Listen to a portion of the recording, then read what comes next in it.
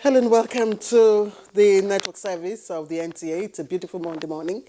And most of all, it's our pleasure to welcome you to the news at 10. I am Claire Adilabu Abdul Razak. And I am Ifoma Ojinta. Many thanks for joining us on the news live from NTA News 24 Studios, Abuja. Let's begin straight away with the headlines.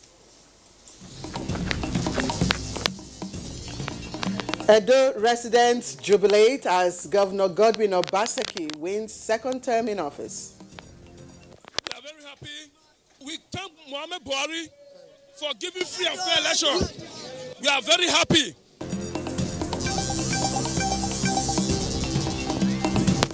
President Buhari congratulates Governor Godwin Obaseki on election victory, urges humility in victory.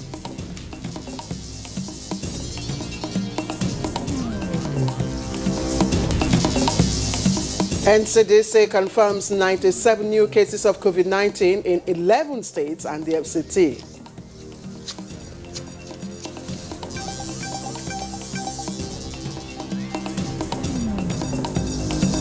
Plus, First Lady Aisha Buhari sends relief materials to communities affected by flood in Kebbi State.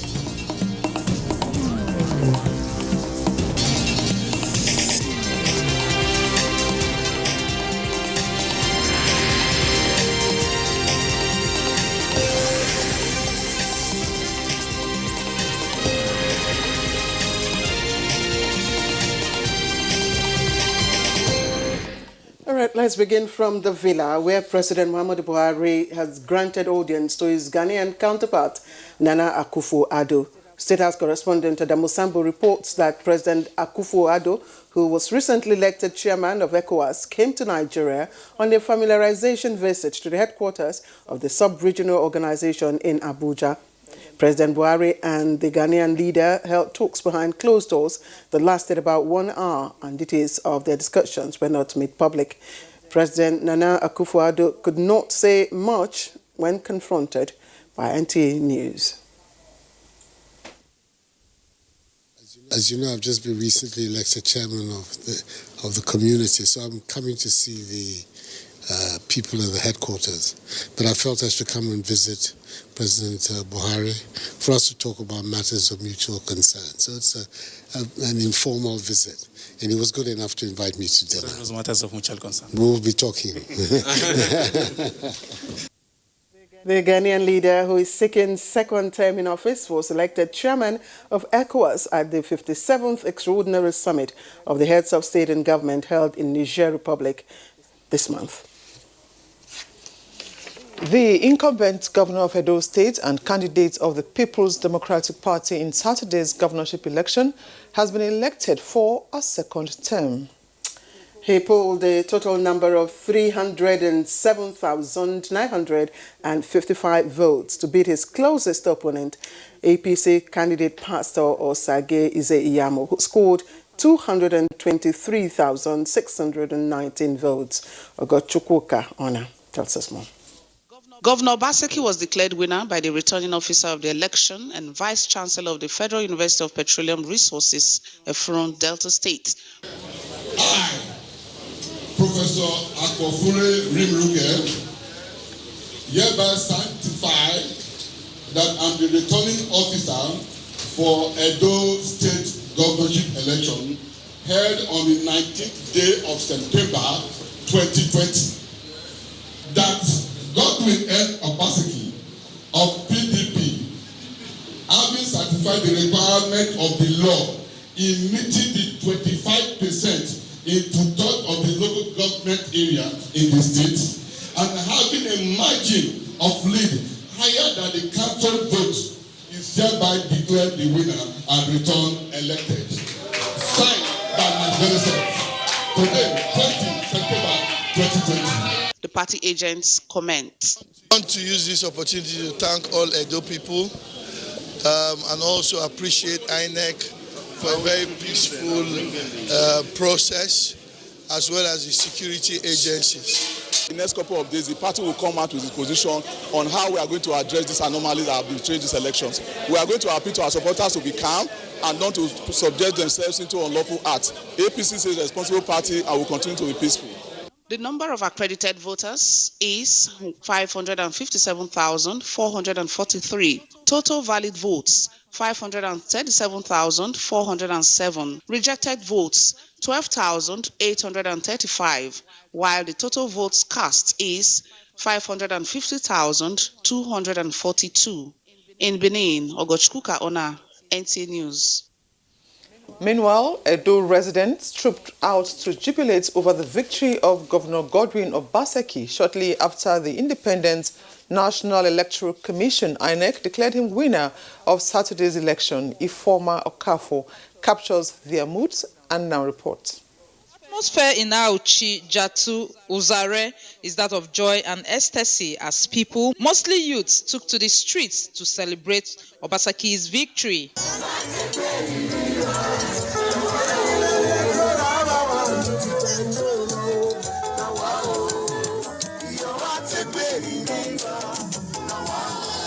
The mood was not different in Uruekbe, Edo Central Senatorial District.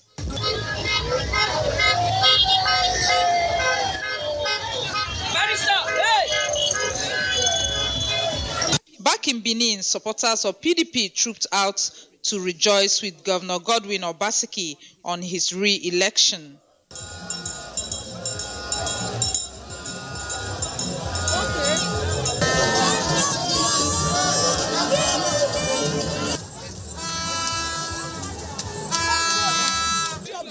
We are very happy.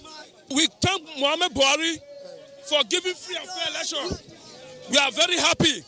Today, we have gained what is called political freedom. The expectation is that the winner will be magnanimous in victory. In Benin, Ifeoma Okafor, NTA News. And President Muhammad Buhari has also formally congratulated Governor Godwin Obaseki for winning the just concluded Edo governorship election, urging him to show grace and humility in victory. In his reaction to the outcome of the election as announced by INEC, the president commended the electoral process, saying democracy will mean nothing if the votes of the people do not count or their mandate fraudulently tampered with. In a statement read in parts, President Buhari said his commitment to free and fair elections is firm, because without free and fair elections, the foundation of Nigeria's political and moral authority will be weak.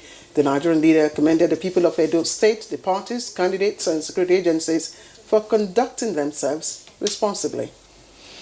And the leadership of the People's Democratic Party has lauded the innovations brought into the nation's electoral process and what it described as remarkable improvements by security agencies as demonstrated during the last governorship election in Edo State. And our correspondent Timothy Yusuf reports that the party's National Publicity Secretary stated the position while reacting to the victory of the party's candidate, Governor Godwin Obaseki. The National Publicity Secretary of the PDP, Kola Ologbondiyan, said the party applauds the use of virtual portal by INEC to upload results directly from the polling unit, which is believed to be the base of any election. The initiative, he adds, made it impossible for electoral violators to hijack the process. This victory, as won by the people of Edo State, is historic. On security, the PDP says it noted remarkable improvement in their activities. The PDP appreciates the candidate of the APC, Pastor Sagi Zeyamu, whose participation in the election it believes helped to deepen the nation's democracy, and urges him to team up with his brother, Governor Godwin Obaseki, in the onerous task of leadership in the general interest of all Edo people. In Abuja, Timothy Yusuf, NTA News. In the meantime, the All Progressives Congress APC has alleged foul play in the September 19th governorship election and called on party members to remain calm as party leaders are already studying the results to decide on next step. In a release signed by the chairman APC Media Campaign Council, John Meyaki, the party alleged illicit tampering with results to shore up PDP numbers and mark down APC score. The party also frowned at what it terms arbitrary arrest of its local party members during the election and called on its members to stay calm, as the party will soon come up with its decision on the alleged electoral malpractice. And away from politics now to health matters, and new figures from the Nigeria Center for Disease Control (NCDC) shows that 97 new cases of the virus have been confirmed in Nigeria, now bringing the total number of confirmed cases to 57,242. Now, out of these 97 new cases, Lagos has 46, Kwara 12, Rivers 11, Adamawa, Niger, Ogun, and Osun states recorded 4 new cases each. Ekiti, Imo, and Kaduna also recorded 3 new cases each. Plateau State has 2 new cases, while the FCT has 1. Now, with 7,575 cases currently active, Lagos has a total number of 18,943 confirmed cases. The FCT has 5,551, while Oyo State, coming third, has so far recorded 3,231 COVID-19 cases. Now, 48,569 patients have been treated and discharged, while 1,098 deaths have been recorded so far. Meanwhile, as the fight against COVID-19 continues, Plateau State Governor Simon Bako Lalong has met with local government and traditional rulers with a view to addressing the high incidence of the disease. While addressing the meeting at the government house in Refi Jos, Governor Lalong said the next level of engagement requires that all stakeholders work together for better results, even as the state continues to work at bringing down the high prevalence rates that are recorded in mostly 2 local governments of the state, Jos North and Jos South. He said the meeting was crucial for the state to take stock of measures adopted so far and see what can be done to attain better response at the community level. The governor, however, said the biggest challenge remains the lack of compliance to guidelines and protocols, denials and resistance to contact tracing and testing by some individuals, which he solicited for the support and cooperation of community and traditional rulers to overcome these challenges. We need to curtail further spread of the disease by engaging our people to take personal responsibility for their health and the health of others. Many people are not using face masks, washing their hands, or maintaining social distancing. As royal fathers, we expect you to lead in the next phase of our advocacy and sensitization to attain better compliance. We have trained teachers and principals, disinfected schools, and established task teams towards ensuring that all laid down protocols are observed. Once we finish with exit classes, we shall gradually cascade to other classes within secondary and primary levels. The success we record at these levels shall determine the reopening of tertiary institutions, all in a bid to guarantee the safety of our children and avoid resurgence. We hope that if all goes well, our schools should all reopen by the end of October.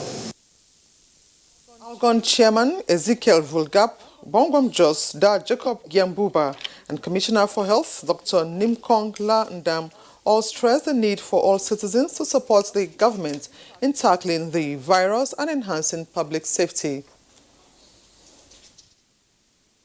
In the light of this is of course in consonance with his philosophy of inclusiveness, transparency, and accountability. He felt that he's accountable to the people, and of course he has to give back to the people and update the people as to where we are, where we should be at this moment. We are going to go back and put more heads together with their Royal Highnesses here and to create more awareness. We will continue to work with government accordingly.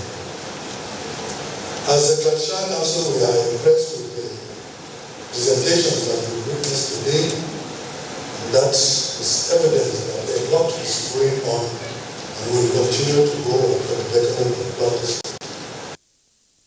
Chairman of the Plateau Research Committee on COVID-19, Professor Noel Wanang, said the committee has come up with 3 proposals that are undergoing scientific scrutiny at clinical level using 100% natural endowments of Plateau State in terms of herbs and medicinal components. You're watching the News at 10 here on NT News 24 live on the network service of the NTA. We have more news to come, and that will include Shaping Peace together on International Day of Peace. How involved are you? More on these and other news when we return.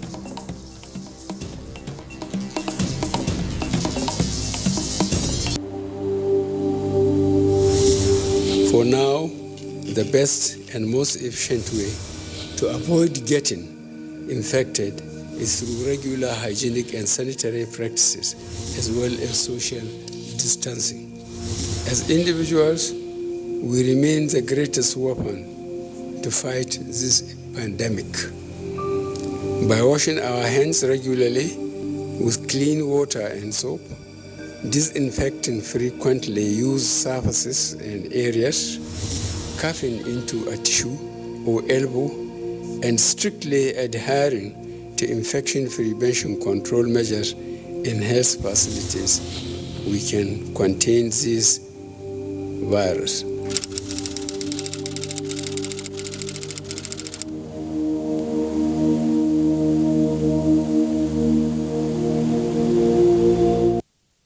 Thanks for staying tuned. Now, the Cross River State COVID-19 response team is continuing with aggressive sensitization campaigns and sample collection at Yakwa and Abi local government areas of the state to consolidate on its achievement of curtailing the spread of COVID-19 pandemic. Paul Abel reports. Massive community testing, collection of samples, reaching out to villages and the hinterlands through sensitization campaigns, and the provision of PPEs are some of the inputs of the COVID-19 response team at Yakar and Abi local government areas. Other activities of the team at rural communities include appreciation of health workers as well as the revamping of the healthcare system through quality health service delivery. We want special programs like immunization, safe maternal and child health services, and indeed several other HIV, malaria, name it, those nutritional programs to be back running the way they were before COVID. Our people sensitized and a lot of precaution that will be taken in order for them not to contact COVID. The visit also afforded the team the opportunity to inaugurate COVID-19 surveillance officers, sensitize market dwellers, distribute PPEs, and train health workers, civil servants, and traditional rulers to monitor compliance, especially as schools are expected to resume soon. In Calabar, Paul Abel, NTA News. Today is the 21st day of September 2020, and it is International Day of Peace, also known internationally as World Peace Day. It's a day devoted to strengthening the ideals of peace, both within and, of course, outside the world and peoples. That's right. At a time when violence and conflict is rampant, the International Day of Peace is seen as an inspiring reminder of what humanity can create when they work in peace together. And we have right here in the studio to discuss Peace Day and, of course, need for peace in the world, Zachary Momo Ismail, who's a lecturer with the Bayes University here in Abuja and also of the Department of International Relations and Diplomacy. Thank you, Ismail, for joining us on the news at 10. Thank you for having me. Okay, so international relations, you would agree with me, the concept of peace is not merely the absence of war. There are various perspectives to this concept. That the world is not at any military war. Does that call for celebration? Yes, I think it calls for celebration. It is a day that an individual, a nation, a community has to enjoy peace. And when you look at it, like you have said, that we are not in a war situation does not mean that there's no war. Of course, we have coronavirus that is a pandemic war that has ravaged the entire world today. Of course, it is in this case, we will say that it's a war without gunshot. Of course, it is time for the international community, the nation, the individual to start calling for peace. And for UN General Assembly in 1981 to have set aside this very particular day on 21st September every year to celebrate the world peace. I think it is a very commendable one. It is a day that that should notify an individual and a nation and the world at large that living in peace is far better than being in crisis. Okay. Now, in a world so proliferated with pockets of violence and conflict, what is the best way to promote and maintain peace among all peoples? And why is peace sometimes so elusive? Well, the issue of conflict is part of human existence. You can never take it away.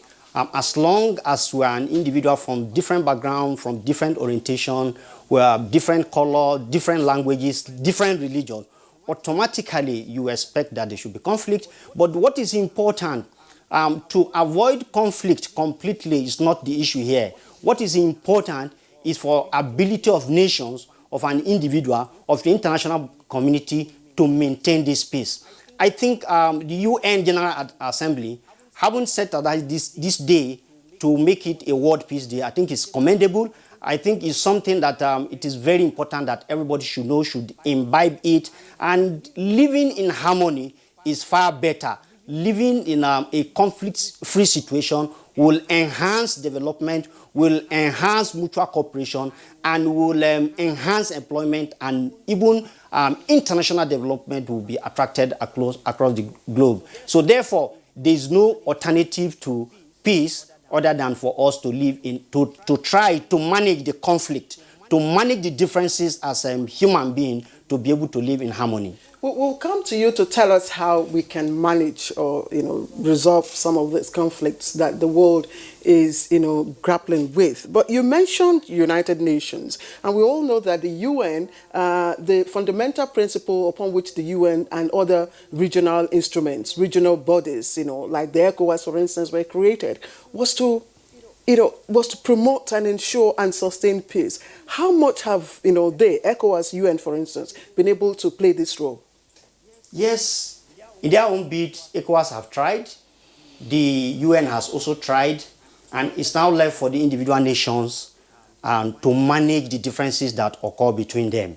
Like you have rightly said, the essence of having an international organization, of having cooperation, mutual cooperation in the international community, is to be able to settle the conflict that will arise as a result of differences between nations, between an individual, amicably and peacefully. So, in their own bit, the UN has tried, ECOWAS has tried. They have put so many measures. For example, ECOWAS has a charter of conflict, peace, and resolution within ECOWAS situation, and they have a concept of early warning strike to be able to wade into any crisis situation before it escalated or it blew out of proportion. With this measure that they have put in place, I think they have been able to manage situations that will not, necessarily resolve into war. Let me give you an instance of Yahya Jammeh in 2008,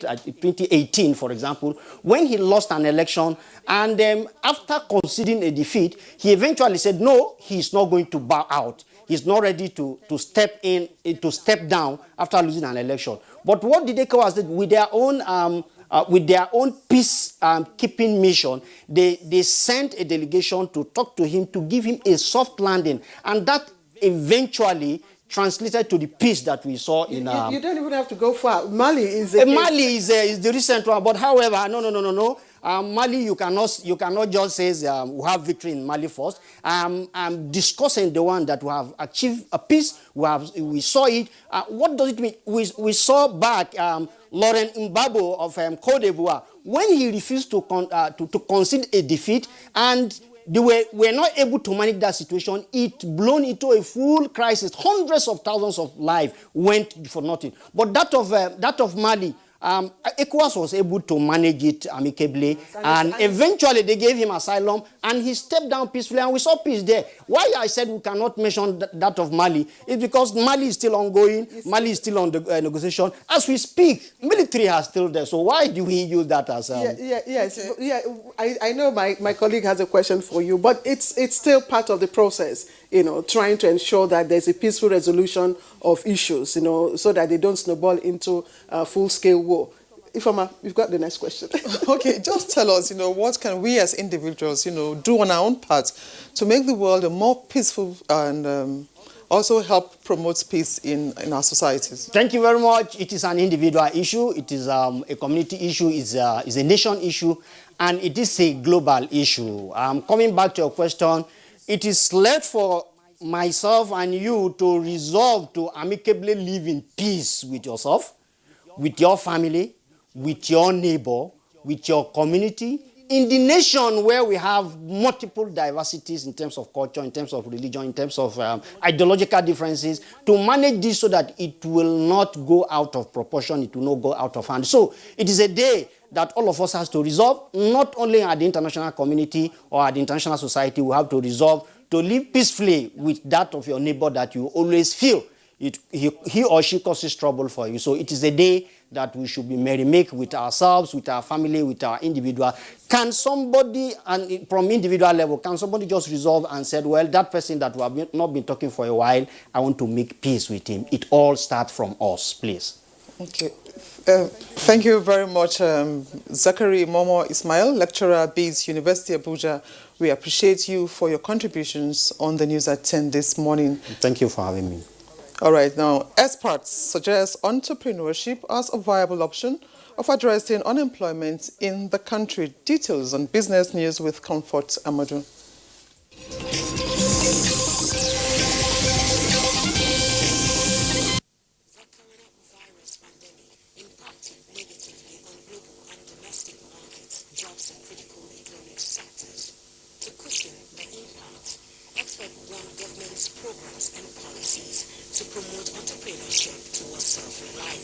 What we need now is skill development, entrepreneurship, and something for these youths, because these white-collar jobs that they are looking for is not really available as much as possible. And what we are looking at is to craft a bill that will now make the year post their graduation that will be focused on like a one-year program of skill acquisition.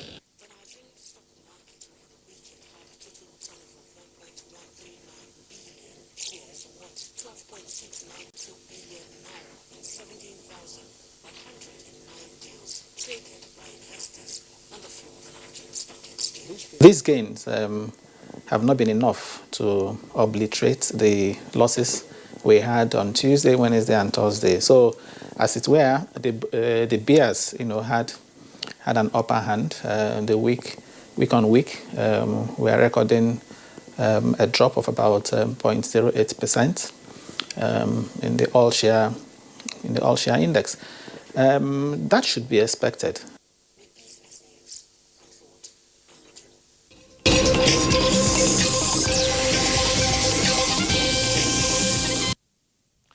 All right, that was Business News with our correspondent Comfort Amadou. You're watching the news at 10 live on 18 News 24 Abuja. When we do return, NEMA warns Osun State government and flood, calls for more proactive measures to minimize losses.